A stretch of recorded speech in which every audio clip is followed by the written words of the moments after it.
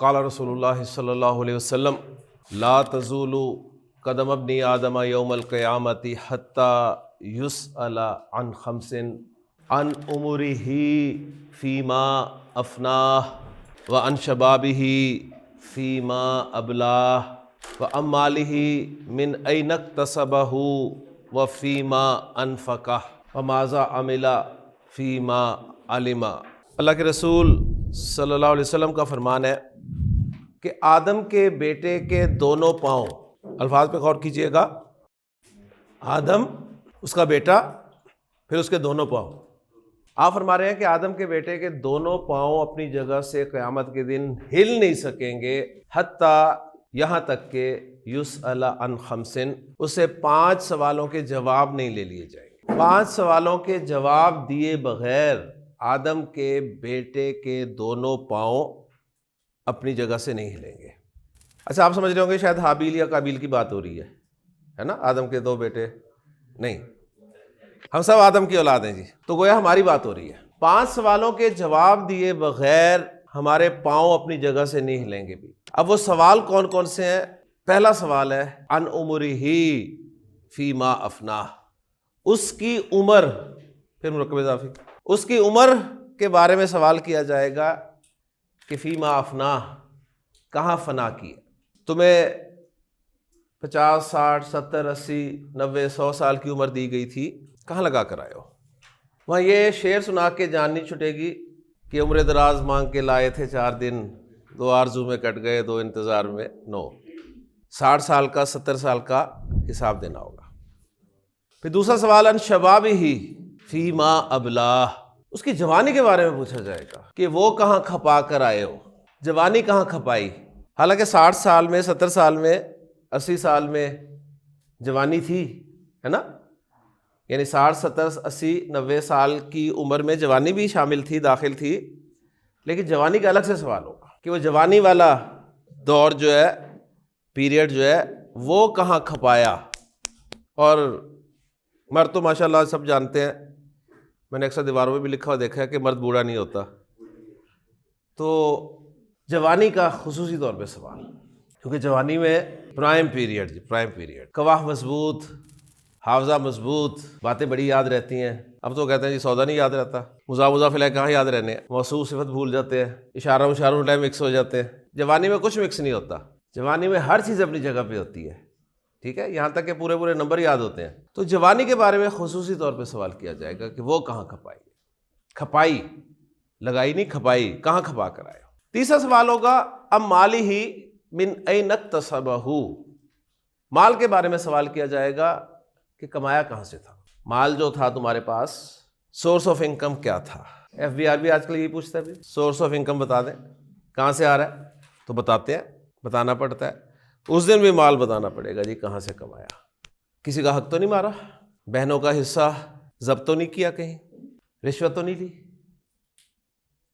2 number مال بیچ کے تو نہیں کمایا، دھوکہ دے کر تو نہیں کمایا، جھوٹ بول کر تو نہیں کمایا، سود انٹرسٹ کے ذریعے تو نہیں حاصل کیا، جواب دینا پڑے گا، سورس آف انکم بتانا پڑے گا۔ اور چوتھا سوال اسی مال کے حوالے سے ہوگا کہ ٹھیک ہے اگر حلال بھی کمایا تھا تو فیما انفقہ، اس کو خرچ کہاں پر کیا، خرچ کہاں پر کیا، بتاؤ۔ وہاں یہ نہیں کہہ کے جان چھوٹے گی جی میرا مال میری مرضی، میں جہاں مرضی خرچ کروں، بتاؤ کہاں خرچ کیا، اپنے اوپر خرچ کیا، سب سے پہلے تو اپنے اوپر خرچ کریں جی، اپنے اوپر ہی نہیں خرچ کرتے لوگ، سب سے پہلا حق آپ کا ہے، اپنے اوپر خرچ کریں مال، اللہ نے دیا ہے، اچھا کھائیں، اچھا پہنے، کوئی دین منع نہیں کرتا اگر اللہ نے دیا تو۔ اللہ کے رسول صلی اللہ علیہ وسلم نے ایک شخص کو دیکھا، بال بکھرے ہوئے ہیں، کپڑے عام سے ہیں، آپ نے پوچھا ہاں بھائی کیا حالات ہیں، کیسے حالات ہیں؟ اللہ کا بڑا فضل ہے جی، اللہ کا بڑا فضل، اللہ کا بڑا فضل۔ تو آپ نے فرمایا اگر اللہ کا فضل ہے تو نظر بھی تو آنا چاہیے نا، اللہ کا فضل ہے تو نظر بھی آئے، اللہ نے دیا ہے خرچ کریں، اپنے اوپر خرچ کریں، اچھے کپڑے پہنے اگر اللہ نے دیا ہے تو، اچھی سواری لیں اگر اللہ نے دیا ہے تو، اچھا کھائیں اگر اللہ نے دیا۔ اگر اپنے اوپر بھی خرچ کر رہے ہیں تو پھر کیا صرف اپنے اوپر ہی خرچ کیے جا رہے ہیں؟ ساتھ جڑے ہوئے لوگ نظر نہیں آ رہے؟ ماں باپ پہ خرچ کریں، بہن بھائیوں پہ خرچ کریں، دوستوں پر، مہمانوں پر، میں دعوت پکی کر رہا ہوں اپنی، اللہ کے راستے میں خرچ کریں۔ سب سے مشکل کام دنیا میں اگر کوئی ہے تو وہ ہے جی اپنا مال دوسرے پہ خرچ کرنا دنیا کا مشکل ترین کام ہے۔ کچھ لوگ اپنے پہ تو خرچ کر لیتے ہیں لیکن دوسروں پہ خرچ نہیں ہوتا، اور خاص طور پہ اللہ کے راستے میں تو سوال ہی نہیں پیدا ہوتا۔ یعنی پہلا اسٹیپ تو نا اپنے پہ خرچ کریں، پھر دوسروں پہ خرچ کریں۔ وہ ایک شخص کا آخری وقت تھا، اپنے پہ بھی خرچ نہیں کرتا تھا، تو مرتے وقت لوگوں نے کہا کہ یار آخری وقت ہے، اب تو اللہ کے نام پہ کچھ دیتے جاؤ۔ کہتا جان دے تو رہو، اور کیا دوں؟ ٹھیک ہے، اس سے بڑھ کے چیز کوئی ہو سکتی ہے؟ جان دی ہوئی اسی کی تھی۔ دوسروں پہ خرچ، اللہ کے راستے میں خرچ۔ اور انسان عام طور پہ اس غلطی یا غلط فہمی کا شکار ہو جاتا ہے کہ میری محنت ہے جی، میرے پاس ڈگری ہے، میرے پاس اسکل ہے، میرے فیصلے بڑے صحیح ہوتے ہیں وقت پہ، اس وجہ سے میں کما رہا ہوں۔ قرآن مجید میں اللہ تعالیٰ نے جہاں پہ ذکر کیا ہے نا، وہاں پہ یہ لازمی ذکر کیا ہے کہ وَمِمَّا رَزَقْنَاهُمْ يُنْفِقُونَ، وہ ہمارے دیے ہوئے میں سے خرچ کرتے ہیں، وہ خرچ کرتے ہیں اس میں سے جو ہم نے انہیں دیا، ہم نے یہ ہمارا دیا ہے، اس کا دیا ہے، وہ اسی میں سے مانگتا ہے کہ خرچ کرو، اور بطور ایک قرضہ حسنہ مانگتا ہے، لوٹائے گا تمہیں ڈبل کر کے، ملٹیپل کر کے، لیکن انسان ہے۔ تو چوتھا سوال وَفِيمَا أَنفَقَهُ، خرچ کہاں پر کیا؟